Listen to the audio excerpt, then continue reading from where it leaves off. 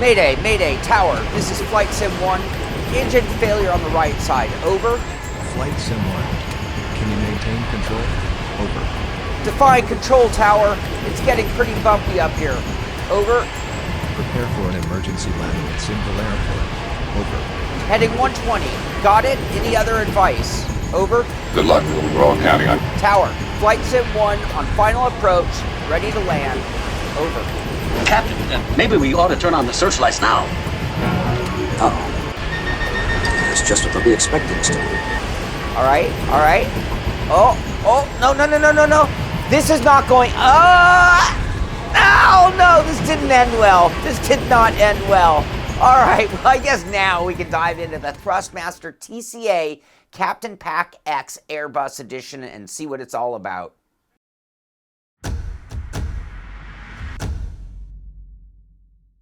Welcome back to the Simpit, where we're all about getting you into the driver's seat, but today we're taking to the skies and burning some jet fuel with our first ever flight sim hardware review on the show. And if you think back to the very original first show of the Simpit, I alluded to the fact that we would be covering flight sims, and it took us 10 years, but we're finally there today. So this is kicking off a new era of the Simpit. While we'll be focusing on sim racing as the backbone of the show, we will from time to time dive into other types of sims. Believe it or not, I've actually been doing flight sims longer than I've been doing race sims, if you really think about it. It started back in 1982, playing the original Microsoft Flight Simulator on my dad's monochrome computer.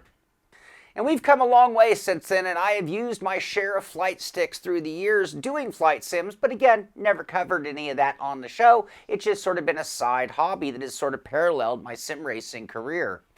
By the way, I would love to hear your earliest flight sim experience. Put it in the comments, I'll be checking it out. But today we are here to check out the Thrustmaster TCA Captain Pack X Airbus Edition. This setup includes a side stick and a full throttle quadrant, designed as an ergonomic 1-to-1 scale replica of the Airbus A320 controls.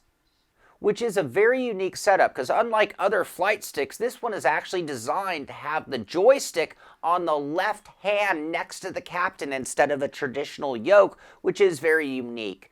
The TCA Captain Pack X Airbus Edition pack goes for $299 and is everything you need to master the skies. Now this stick is PC and Xbox compatible, and the TCA Captain Pack is the most complete kit of this variation because it is sort of a modular design. You can buy the stick on its own, you can buy the quadrant in various different ways, and we're going to cover all those options. Let's kick things off with the TCA side stick, which comes in two different options. It comes in a PC-only version for $90, or you can get an Xbox-compatible version for $120, which is the variation that we're testing here today. And what's great about this stick is, on its own, it's everything you need to fly. So you don't even need to buy this quadrant if you don't want to. You can add it later. And this just has so many features built into it that it's enough. You can see it's modeled in this really cool Airbus color of blue, kind of a blue, gray, and black, and it is all made of plastic, or at least 99% of everything I can see is made of plastic, but it does have a good overall construction feel, kind of a medium weight. It's not super lightweight. Going through the base, let's start down here on the bottom. We've got 17 total buttons, including up top, but here are these main buttons, 6 on each side. They are kind of light, kind of gamey feel. What I don't like about those is they're almost hidden. So when you're reaching down, if you're not looking with your eyes, it's kind of hard to distinguish. You can kind of find the button zone, but which button am I on? It's a little hard to do that without a little bit of visual. So I'd like a little more differentiation between the buttons. Like even these three kind of bulge out and they're a little more distinguishable, even though they're behind the stick and probably the hardest to reach on the joystick. Beyond that, on the base, sticking with the base, we've got this cool little throttle lever. It is basic and also very gamey, all made of plastic. But what I like is not only does it go all the way up and down, but at about the 10% mark, we've got a little detent. So that's for reverse thrusters, because this is a commercial jet flying setup here. It's modeled after the real Airbus A320. Now before we move up to the stick itself, looking at the back of the base, we've got a 3.5mm jack here for headphones. We've got a little switch between PC and Xbox mode. We've got our USB connection to the PC, and then 2 USB slots, because either the throttle quadrant or the rudder pedals will plug directly into this base, making it an all-in-one setup, just one USB into the PC.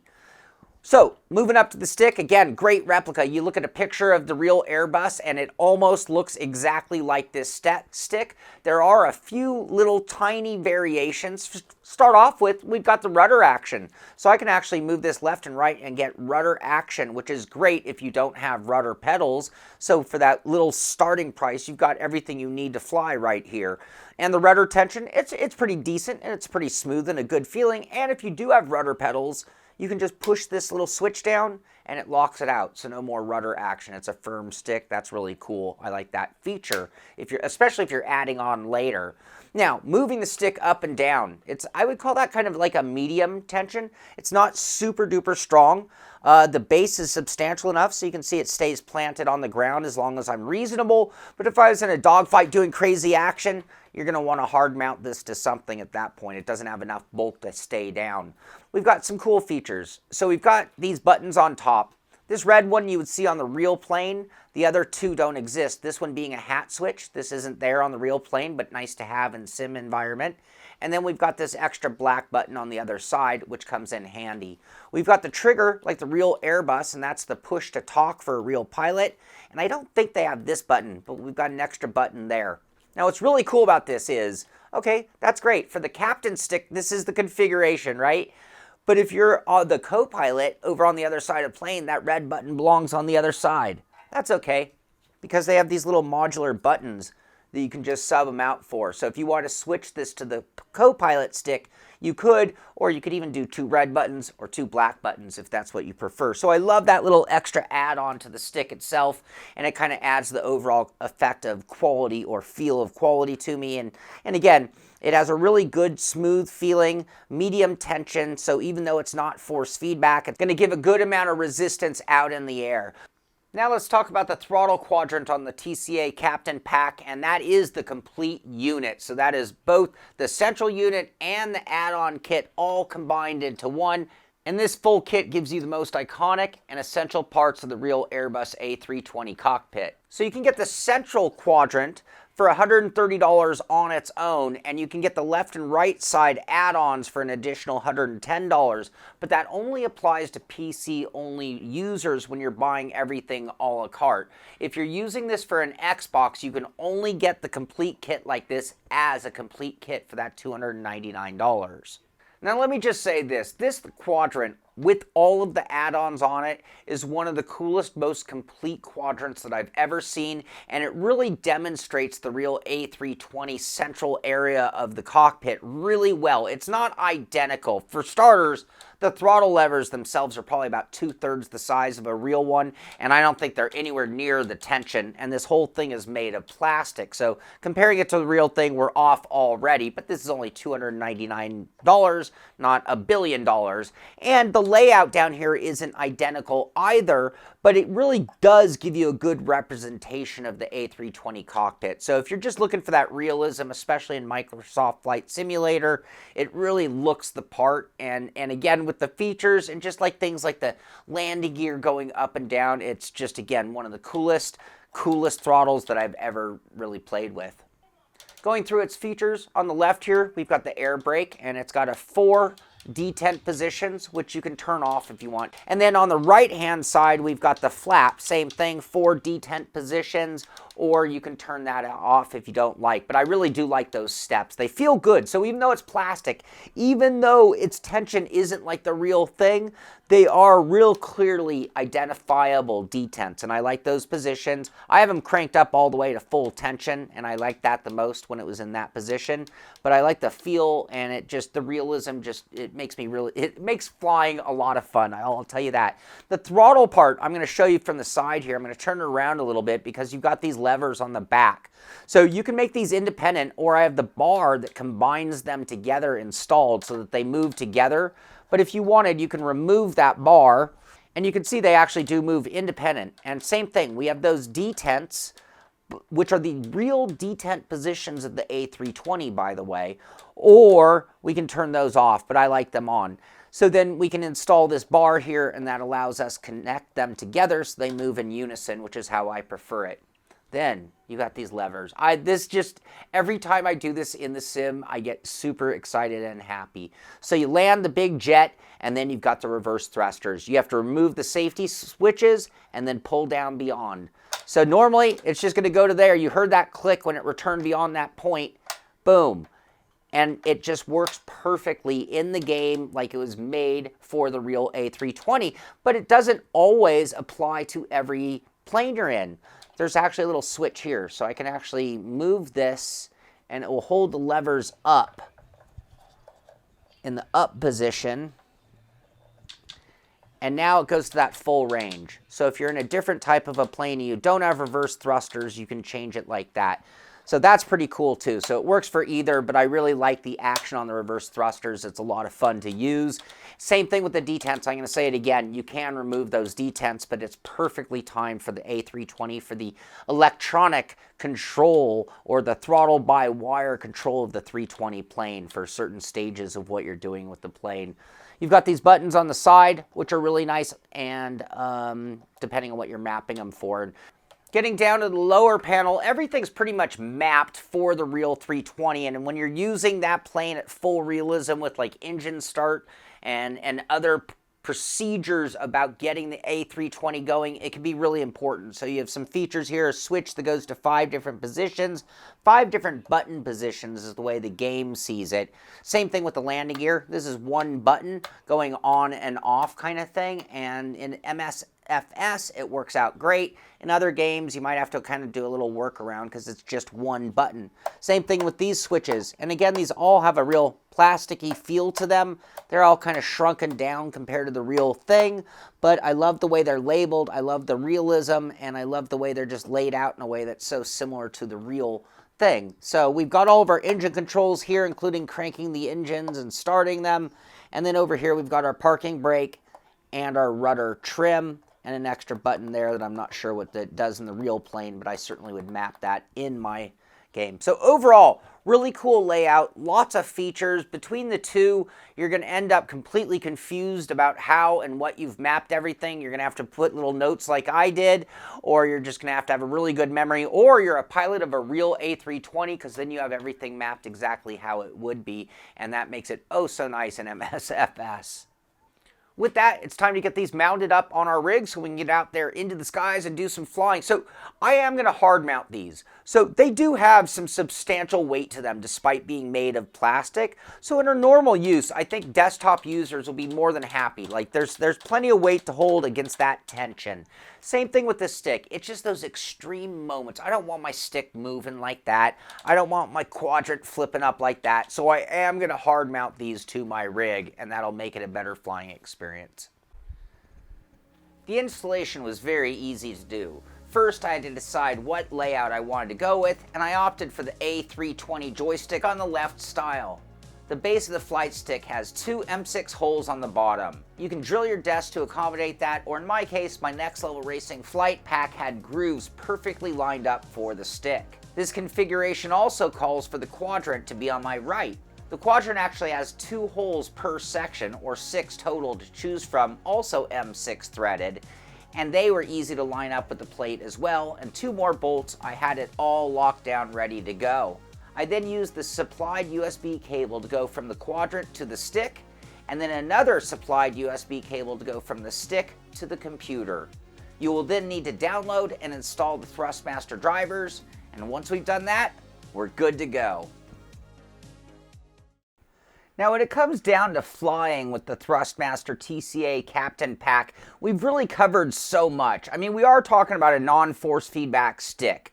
So, I mean, the main things to really focus on are the actual action of the stick, which, you know, when I'm flying this big plane, you want to have some really smooth inputs. And there is a good amount of resistance to fight against, but if you let go, it will snap right back to center. So you do have to really be holding on to that stick when you're making like a banked corner and making sure that you really are keeping that very, very consistent. I love having the rudder action. I mean, when I used like the Thrustmaster A10 stick, I never had rudder pedals. and I'd have to use like buttons or keyboard commands or something to be able to do that function. And being able to do that, even though it's not realistic, for those who don't want to buy the additional rudder pedals, for those who don't have the space to put the rudder pedals, this gives them a really good flying option, whether you're talking this big plane or any plane in reality. Now, I will say it took some getting used to. With the stick on the left, it's a completely different type of dexterity than I'm accustomed to. And that definitely has taken some getting used to be smooth. The other thing that I will say, and when you're in the Airbus, you have all the controls over here on the Quadrant that really help you do the settings, the main things that you're going to need while flying. And therefore, you're not going to need these lower buttons on the joystick, which is a good thing. Because basically, if you let go of that stick, it's going to snap back to center no matter what. And if you're doing something like coming in for a landing, you definitely wouldn't want your flaps on those buttons if you're in this configuration. But overall, especially when flying this Airbus, I just love like the detent positions. We talked about it. This plane is all fly-by-wire. So having these detent positions on this plane are very precise because it will engage the computer to take care of certain functions knowing that you're landing or taking off or doing that. This switch with like the auto brake functions is very important, but you might not find that you use it in other scenarios. So again, the action on the stick is really nice.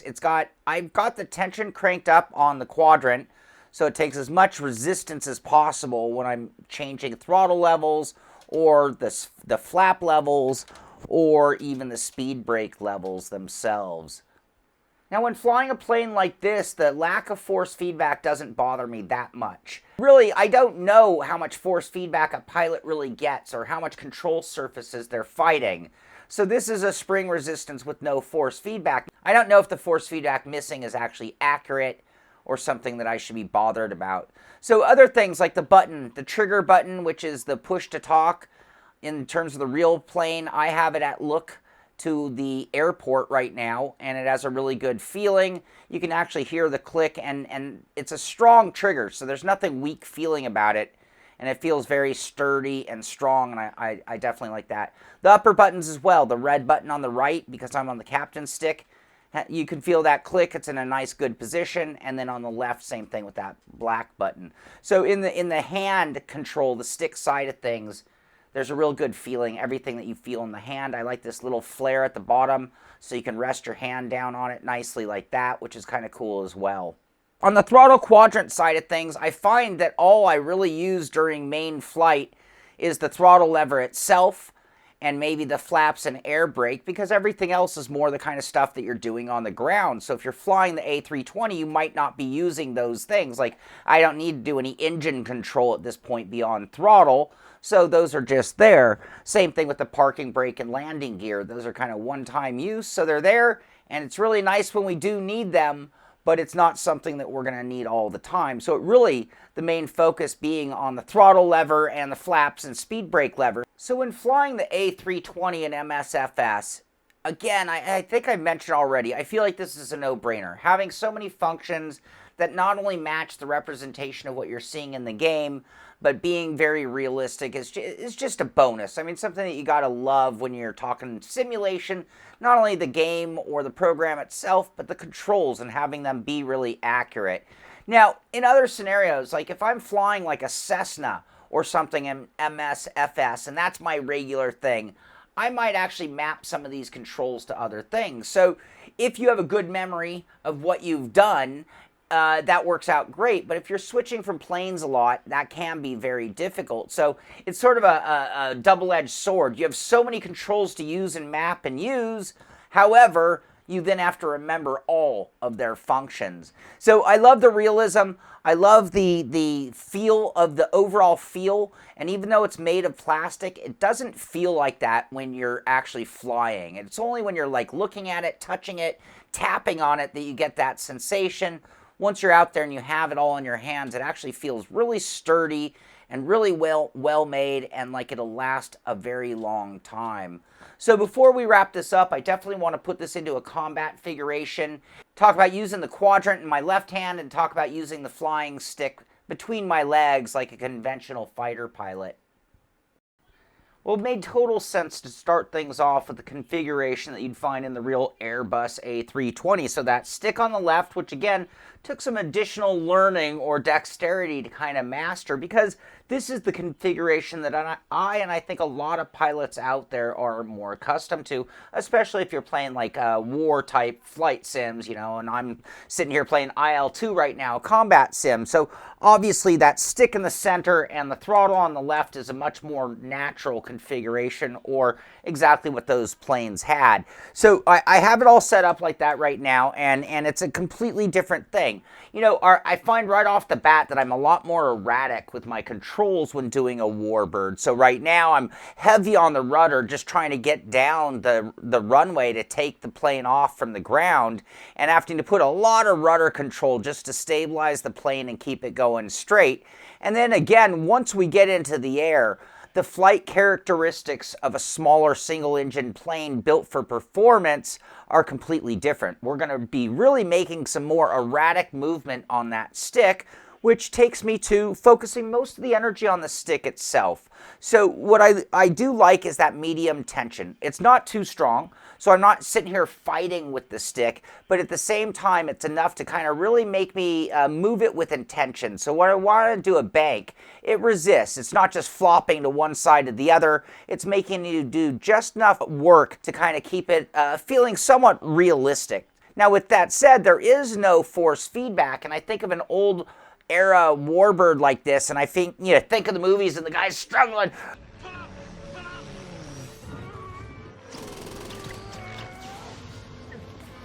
Putting so much extra energy to fight against the control surfaces. I don't have any of that. It's always equal tension no matter what, and I don't think that's very realistic, but it does a good job as far as giving me the accuracy and the ability to fly the plane well.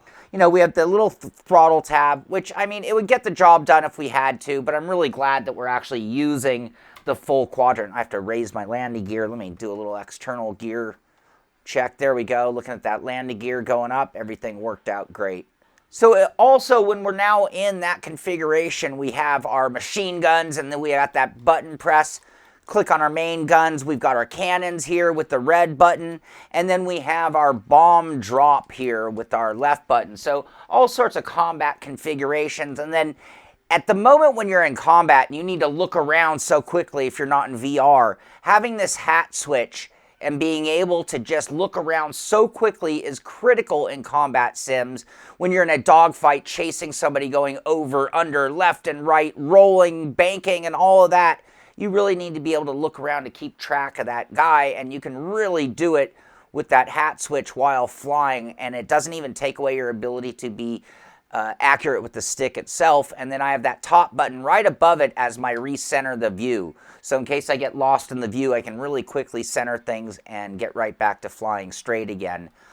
Now, the extra buttons, they are hard to find, but I found that now it's in the center, it's a lot easier for me to reach over and press these buttons. And even though they're invisible, I can clearly find each row. And once I find each row, if I just put 3 fingers on it, I can tell left, middle, and right button. But it does give me that added functionality. So when I'm looking at a $90 stick, no force feedback, but really good smoothness, really good resistance for flight control, and a bunch of buttons, and then even the additional rudder and the additional throttle tab, meaning this all on its own would be enough to up and fly. Now, with the added bonus of the quadrant, I get the fun of being able to do some really erratic changes in a way that makes me feel like a fighter pilot. So I could have somebody on right behind me, and I'm full throttle, and maybe I'm going to do a real quick drop of throttle, maybe even extend some flaps and do a quick bank and turn around.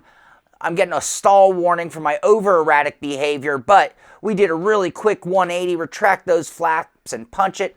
I don't even know if that's proper fighter technique, but it seemed to turn the plane around pretty quickly. But it really does give you that effect and feeling of doing something severe in an important moment like a dogfight. Now, some of the controls on the lower half, I'm finding that I just don't really use or haven't even mapped in the game. So like this switch that is basically made for brake settings and then the 320, and it's actually 5 different button positions. So it would have to work in some kind of a game that has a sequence of buttons like that. I didn't find that useful in IL-2, so I really haven't used it for anything. The landing gear is a single button in IL-2. I can use it, but I have to double check or make sure that I've clicked it twice to make sure it's actually gone up or down. It's not quite as sophisticated as MSFS, but because it's such a cool little landing gear up and down switch, I actually had to use it. I did find myself using the parking brake. The rudder trim I couldn't use, and other things like the engines. If you're at realism where you have to go through proper technique, you can actually map these and do it in IL-2 or like a DCS. And if you're playing a simpler model, you might do something like being able to jettison your extra gas tanks or some other functions. I didn't really talk about these red buttons much, but since I'm not using rudder pedals, I actually am using this for left and right wheel brake. So on some of the old planes, that's how you'd actually steer it when on the ground. So I can undo that and do a little left and make the plane actually steer to the left instead of depending on the rudder, which won't do much. And one thing I didn't mention here is in the IL-2, I actually removed the detent guards. So I'm using the full throw of the throttle. I did leave the detents on because I didn't mind them being in the way, even though they don't do much, but they still give me a reminder of like quarter, half, and 3/4 throttle, which is kind of cool, even though they're not technically perfect like they would be in the Boeing. Same thing on the flaps and brakes, but all that worked out. Actually, in IL-2, I could not map my flaps. I actually am using these 2 buttons here as my flaps because it didn't acknowledge this movement, but that's more a reflection of the software than the stick, and I could have probably tried to do something with the virtual buttons to make that work. So all in all, the stick worked for both commercial jets, and it worked for combat flight sim, and it really, considering the amount of function, the amount of realism, and I think of that price point, and I think they give you a fair amount for your money, especially being able to build it up for PC users for just $90 here, and then adding up the additional pieces later if you need or want. So really, really good combination. It's been a lot of fun to fly with it, and real good job by Thrustmaster giving me that realism of the Airbus A320 model in particular. At this point, we've covered a lot of features and details of the Thrustmaster TCA Captain Pack, and I know at times it actually does get a little confusing. So to simplify everything, let's go ahead and break it down with the good, the not so good, and the bottom line, starting off with the good, and that being looks like the real thing. Tons of controls. Added realism. Ideal for commercial jets. Twisting rudder control. Actually remove lockout rudder. So I'm using good price for what you get. I did proper reverse thrusters. Modular design. And now on to the not so good.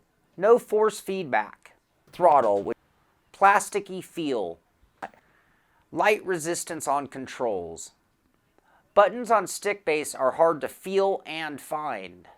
Alright, let's wrap things up with some final thoughts, aka the bottom line. Starting things off with, if you're really into flying big commercial jets, the multi-engine jets that you're going to find on Microsoft Flight Simulator, then I'm going to tell you, this stick is almost a no-brainer because it's one of the only sticks out there that is truly authentic to it. I think to the other Thrustmaster stick, the A10 Warthog stick, and it's the same thing. If you're into flying that plane, it was very custom made for that, and if you're doing something else, you found yourself mapping controls to maybe not what they were intended for that plane. Same thing goes here. When you're flying the Airbus A320, the detents of the throttle positions, every aspect of this controller is completely made for flying that plane, and it really took that experience through the roof. It made it just tons of fun, and if you were really, really into flying that, which is one of the most premium planes, and again, this is a no-brainer.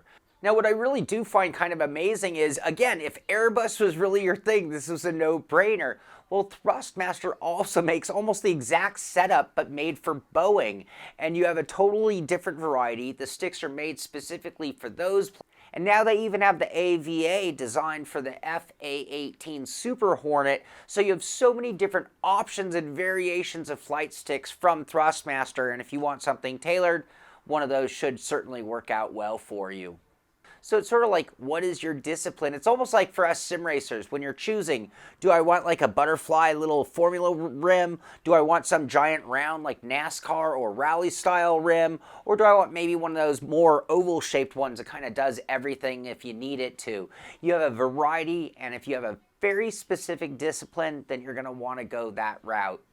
And beyond that, I really love the modular design. I think buying a full flight sim setup can be a lot of money, especially if it's not your main sim. It's a lot of equipment if you're a general gamer, but you want to get more out of Microsoft Flight Simulator. I love that you can just buy the stick, and with the rudder action, being able to do everything that you need to do to fly is really cool and a decent entry price. And if you really start getting more serious about it, adding the Quadrant, whether you're talking about one or all of the pieces, is just a bonus. Adding rudder pedals to it, now you're getting into an incredible flight sim package. So I love that you just can build it up over time. And even though this is a little, maybe pricey for a non-force feedback made of plastic, I think with the amount of specialty that it brings in, it makes it so unique that certain pilots are really going to want to use this stick over others. It just kind of makes their sim perfect for them. And as a race sim guy, I totally get it, because I do the same thing for my racing sim. So I really appreciate that attention to detail of the overall stick, and I had a lot of fun flying it. But I look forward to testing other sticks in the future so we can get a better foundation for our comparisons. So I hope you've dealt with me and my first flight sim gear review ever, and that we did a good enough job. If we did, be sure to give it a thumbs up. Be sure to comment below. Tell me what we can do better with our flight sim coverage in the future, and I'll be sure to be reading those comments. Be sure to subscribe to the channel so you can find out when our next video comes out. This is the Simpit.